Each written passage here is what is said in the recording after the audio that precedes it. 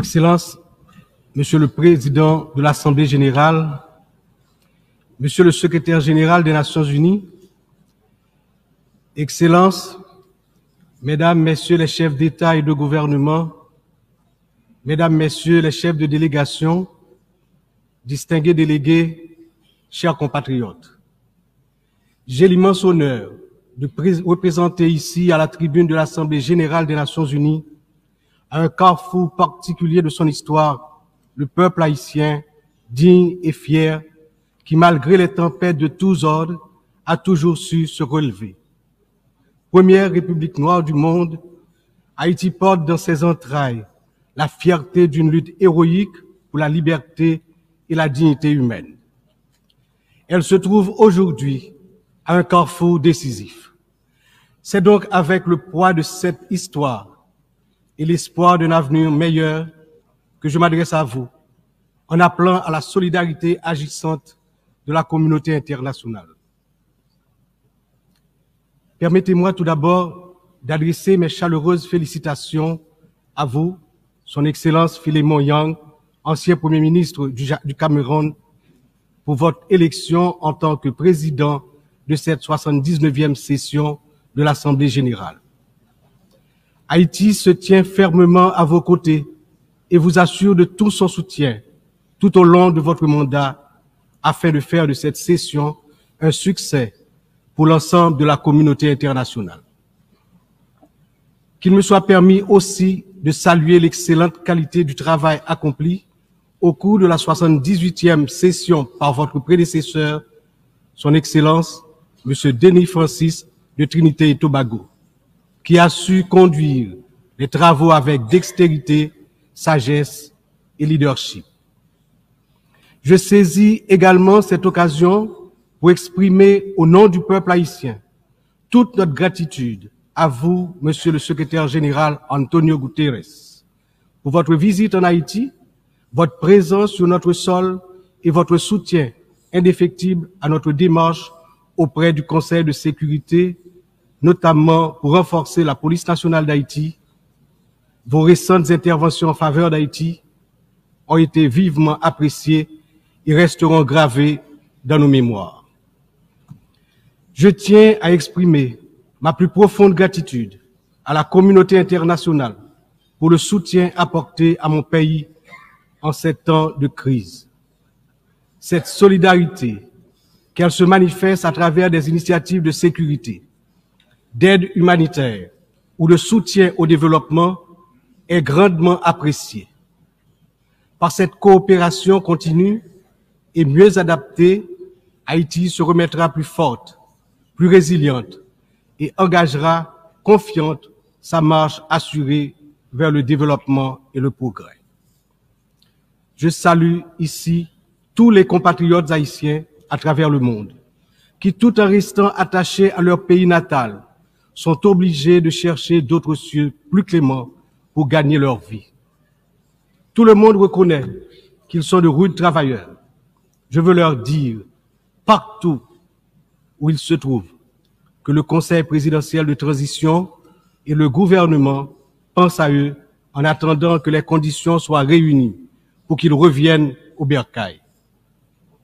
J'en profite pour saluer Amnesty International et d'autres organismes opérant dans le domaine de la défense des droits humains qui suivent de près les violations des droits des migrants haïtiens à travers le monde.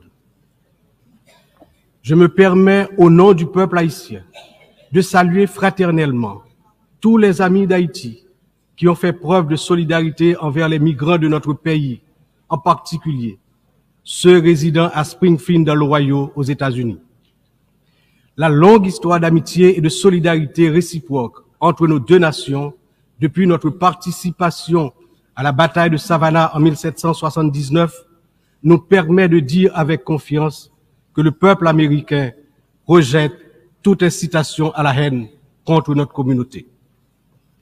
La participation active des immigrés haïtiens à différents niveaux de la vie des États-Unis est tangible et significative. À cet égard, les passions qui émergent naturellement lors d'une campagne électorale ne devraient en aucun cas servir de prétexte à la xénophobie ou au racisme dans un pays tel que les États-Unis, une nation forgée par des immigrants de toutes origines et qui s'est érigée en modèle de démocratie à l'échelle mondiale.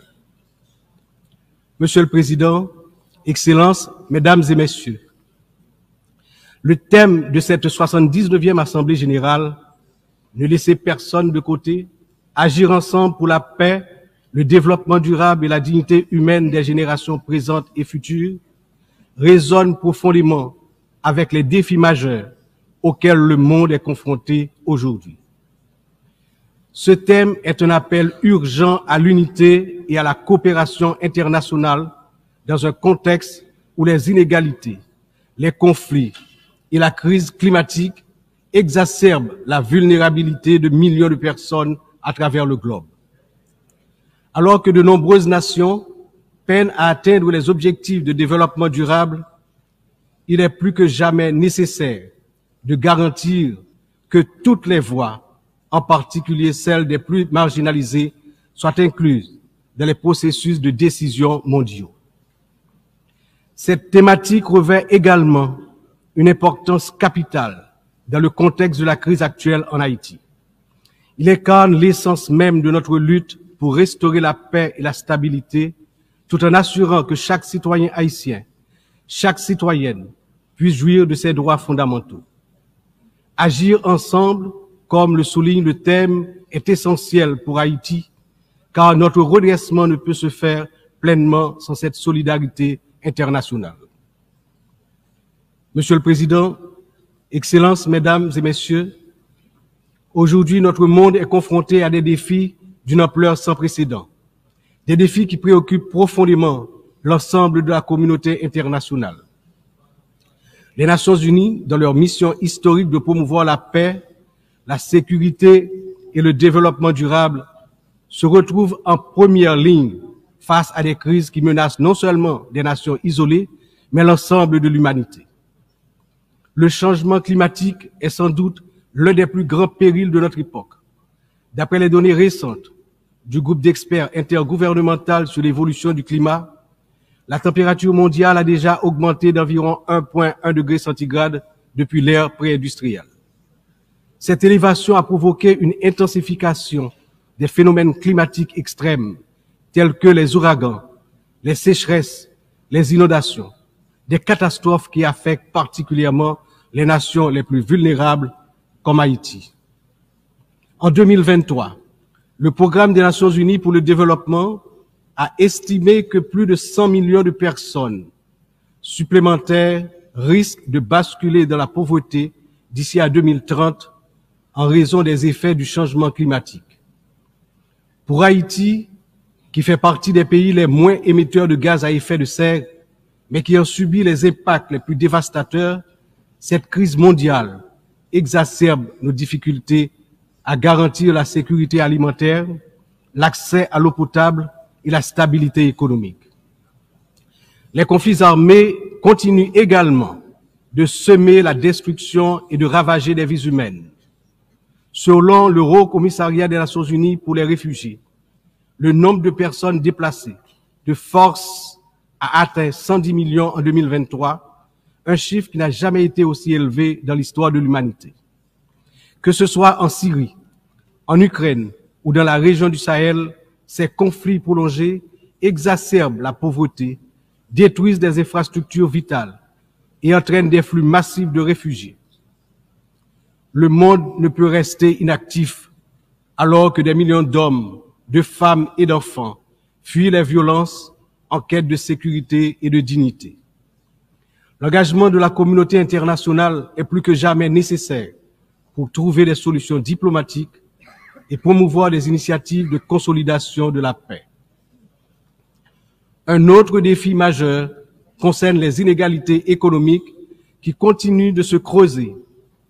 Selon le rapport sur le développement humain 2023 du PNUD, près de 1,2 milliard de personnes vivent encore dans la pauvreté multidimensionnelle, c'est-à-dire qu'elles manquent d'accès à des services essentiels tels que la santé, l'éducation et des conditions de vie décentes. La pandémie de Covid-19 a amplifié ces inégalités, poussant des millions de personnes supplémentaires dans la pauvreté. Pour des nations comme Haïti, l'impact a été dévastateur. Avec un taux de pauvreté des plus élevés, le pays fait face à des défis structurels profonds. Mais ces inégalités ne sont pas seulement un problème haïtien, elles sont un problème mondial qui requiert des réformes économiques globales. En outre, les défis liés à l'insécurité alimentaire se sont intensifiés ces dernières années. Selon l'Organisation des Nations Unies pour l'alimentation et l'agriculture, plus de 735 millions de personnes dans le monde ont souffert de la faim en 2022, une augmentation alarmante qui reflète les perturbations causées par les conflits, les crises économiques et le changement climatique. Haïti, malheureusement, ne fait pas exception.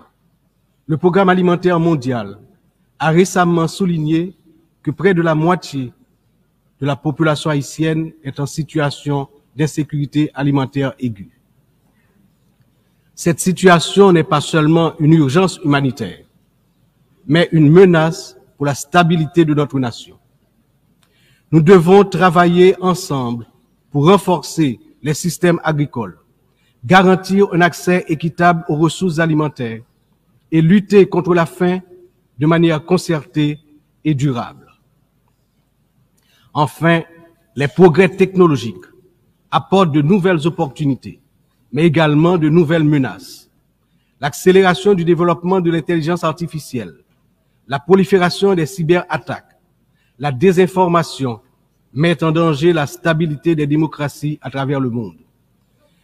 Le rapport de l'Union internationale des télécommunications montre que la fracture numérique reste un défi majeur avec près de 2,7 milliards de personnes n'ayant toujours pas accès à Internet en 2023.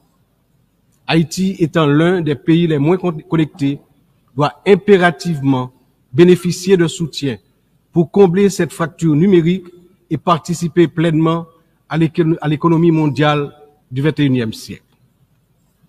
Cette année, Haïti réaffirme son engagement en faveur de la préservation de notre patrimoine commun, les océans. C'est pourquoi j'annonce aujourd'hui avec fierté que Haïti signera l'accord sur la biodiversité marine au-delà des juridictions nationales, adopté le 19 juin 2023 et ouvert à la signature depuis le 20 septembre 2023. Cet accord est un outil crucial pour garantir la protection de la biodiversité marine, promouvoir une exploitation durable des ressources marines et renforcer la résilience des États insulaires comme le nôtre face aux défis du changement climatique. Haïti est déterminé à collaborer avec la communauté internationale pour s'assurer que cet accord profite à toute l'humanité, tout en contribuant à la protection des écosystèmes marins dont nous dépendons tous. Ces défis mondiaux ne peuvent être relevés que par un engagement renouvelé en faveur du multilatéralisme, de la solidarité et de l'action collective.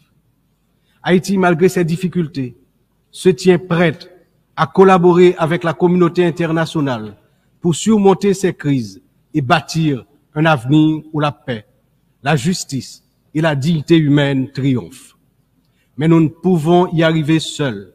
C'est ensemble que nous devons agir pour garantir que personne ne soit laissé de côté. Excellences, Mesdames, Messieurs, en proclamant l'indépendance d'Haïti le 1er janvier 1804, le général Jean-Jacques Dessalines, père fondateur de notre patrie, a donné aux droits de l'homme leur caractère universel.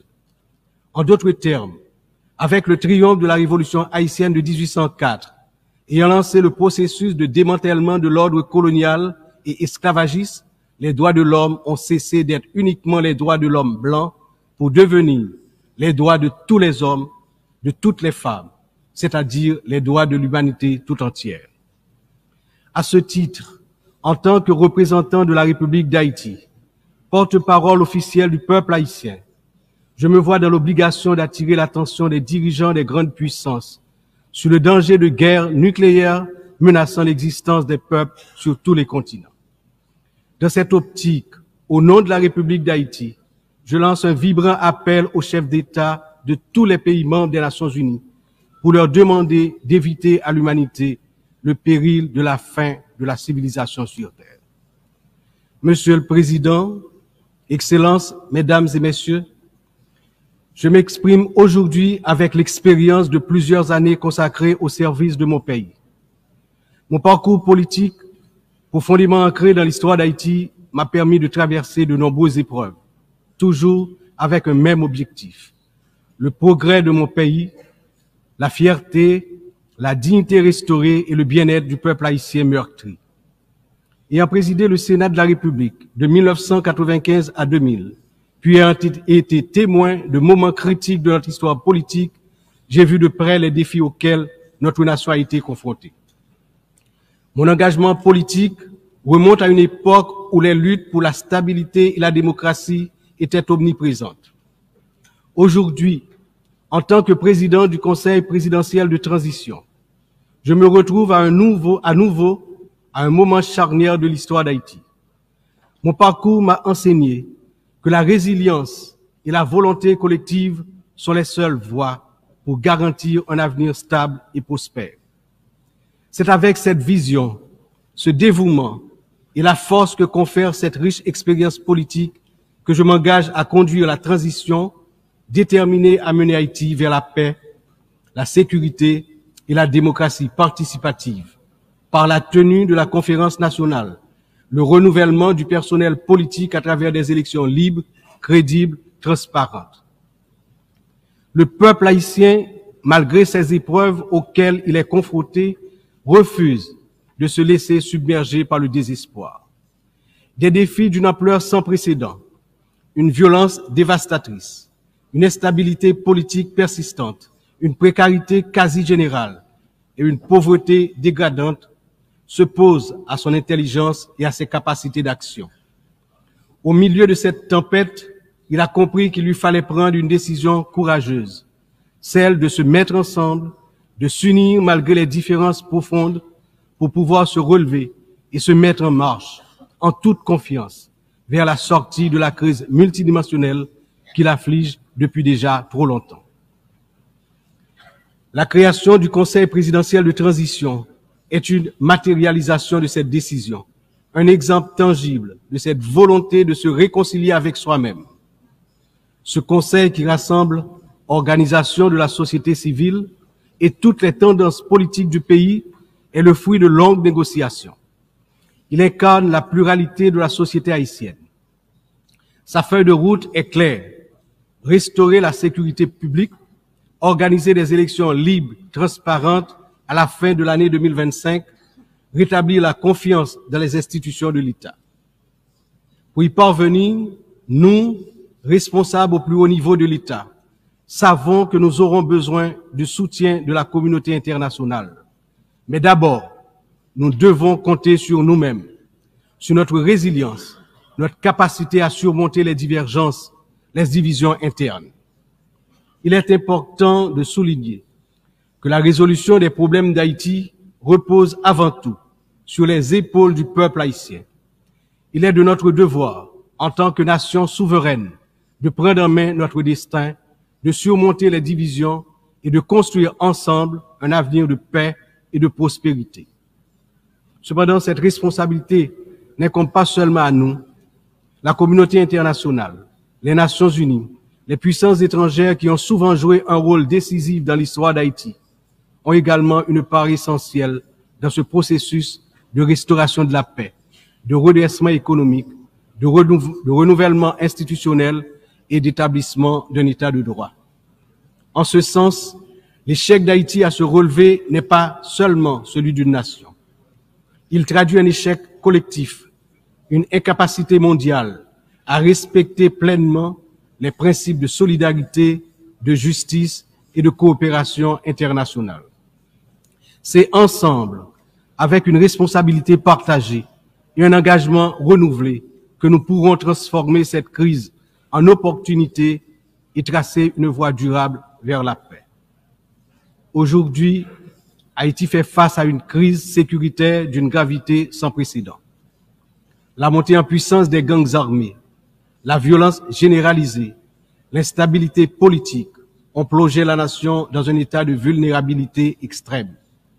Les citoyens vivent dans la peur, incapables de circuler librement partout sur le territoire national, d'aller travailler ou d'envoyer leurs enfants à l'école sans risque, notamment dans la région métropole de Port-au-Prince, la capitale. Cette situation affecte tous les aspects de la société haïtienne, fragilise les institutions, paralyse l'économie, mine l'espoir de lendemain meilleur. L'avenir du pays est menacé. 50% de l'effectif des gangs de la région de la capitale sont constitués d'enfants et d'adolescents, filles et garçons. Ils servent souvent de chair à canon lors des opérations contre les forces de l'ordre. Ils sont l'objet de graves violences de toutes sortes, y compris des violences sexuelles. Ces abus et violences exercés contre des enfants et des adolescents doivent être considérés comme un crime contre l'humanité, compte tenu de leurs conséquences sur les générations à venir. Le rétablissement de la sécurité nationale est une priorité absolue pour les autorités haïtiennes. Elles sont pleinement engagées à mettre fin à cette spirale de violence et à restaurer l'ordre afin de garantir à chaque citoyen, à chaque citoyenne, le droit fondamental à la sécurité. Elles sont conscientes que la paix et la stabilité sont les fondements indispensables pour permettre à Haïti de se redresser, de rétablir la confiance dans ses institutions, d'assurer le développement socio-économique du peuple. Dans cette optique, la décision du Conseil de sécurité d'autoriser le déploiement de la mission multinationale d'appui à la sécurité à travers la résolution 2699 a été une réponse directe aux appels du peuple haïtien. Cette mission, bien que n'étant pas une force onusienne classique, incarne l'engagement de la communauté internationale à soutenir Haïti dans sa lutte contre l'insécurité. J'exprime au nom du peuple haïtien ma profonde gratitude aux États contributeurs, notamment au Kenya, pour avoir accepté d'assumer le leadership de la mission, ainsi qu'à tous les pays qui ont apporté leur soutien. Les forces de sécurité nationale, avec l'appui de la mission, ont déjà montré des résultats tangibles sur le terrain, permettant à la population de retrouver progressivement une certaine normalité. Beaucoup, néanmoins, reste encore à faire. Haïti a accueilli plusieurs missions des Nations Unies au cours des 3 dernières décennies, notamment la MINUSTA. Si certaines de ces missions ont contribué à stabiliser temporairement le pays, elles ont également laissé un héritage lourd de conséquences. Des allégations de violations graves des droits humains, y compris des abus sexuels, ont ébranlé la confiance du peuple haïtien. L'absence de poursuite et de réparation pour les victimes a renforcé un sentiment d'impunité, minant ainsi les efforts de reconstruction.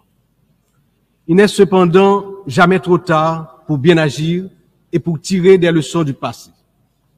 En repensant l'approche, nous avons l'opportunité de redorer le blason des missions internationales en Haïti et de construire un avenir meilleur pour le peuple haïtien.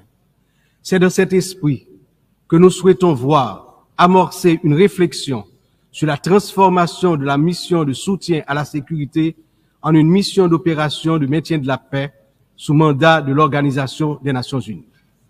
Cette transformation permettrait non seulement de sécuriser un financement plus stable et d'élargir les capacités de la mission, mais également de renforcer l'engagement des États membres en faveur de la sécurité en Haïti.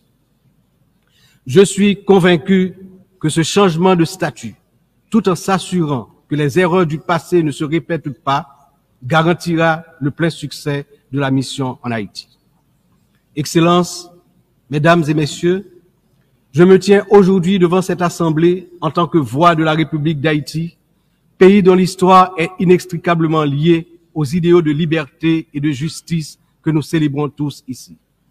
Mais Haïti, la première nation noire indépendante du monde, est aussi la grande victime d'une injustice historique qui a non seulement retardé son développement, a aussi marqué son peuple d'un fardeau dont les répercussions se font encore sentir. En 1825, à peine 21 ans après avoir gagné sa liberté au prix d'une lutte héroïque, Haïti a été contrainte de payer une dette colossale à la France, pays colonisateur, en échange de la reconnaissance de son indépendance. Cette rançon imposée sous la menace a siphonné les ressources de la jeune nation, la plongeant dans un cycle infernal d'appauvrissement dont elle peine toujours à sortir. Cette dette a été une forme de punition pour sa hardiesse à se libérer des chaînes de l'esclavage et hisser l'être haïtien à la dignité de l'homme. Elle a été une pénalité injuste qui a asphyxié le potentiel économique et social du peuple noir d'Haïti pendant des générations. Dans le contexte d'aujourd'hui, ou plus que jamais, l'attention est portée sur les efforts pour restaurer sans délai la sécurité et répondre aux immenses besoins humanitaires en Haïti.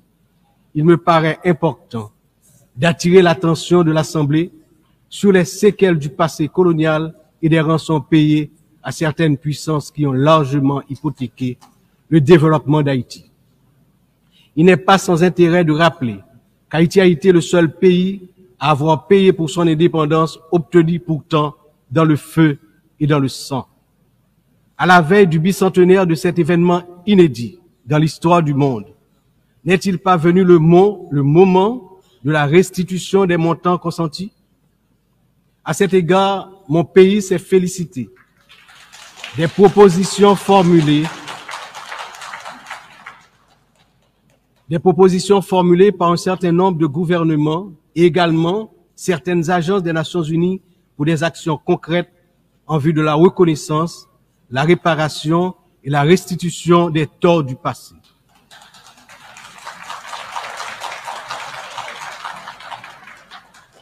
Haïti a confiance sans réserve dans l'Organisation des Nations Unies, dont les piliers sont la lutte pour l'égalité entre les peuples et le maintien de la paix entre les nations, pour jouer son rôle notamment dans la mise en place des mécanismes appropriés pour faciliter le dialogue entre les pays victimes de la colonisation et les anciennes puissances coloniales.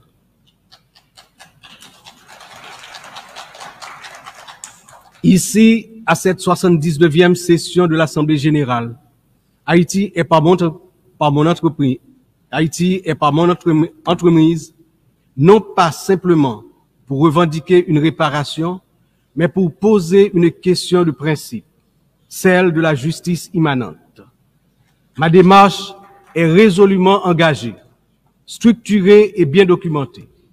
Le Comité national de restitution et réparation, en collaboration avec la Commission des réparations de la CARICOM, a déjà entrepris des travaux exhaustifs sur ce sujet. Nous demandons la reconnaissance d'une dette morale et historique et la mise en œuvre de réparations justes et appropriées qui permettront à notre peuple de se libérer des chaînes invisibles de ce passé injuste. Excellences, Mesdames et Messieurs, l'histoire nous enseigne que les nations ne se relèvent pas dans l'isolement, mais dans l'union des forces, dans l'engagement résolu à bâtir un avenir commun. Haïti, cette terre qui a offert au monde un symbole de liberté inébranlable et qui a aidé plusieurs nations à se libérer du joug du colonialisme barbare, ne cherche pas la charité, mais la justice, le respect,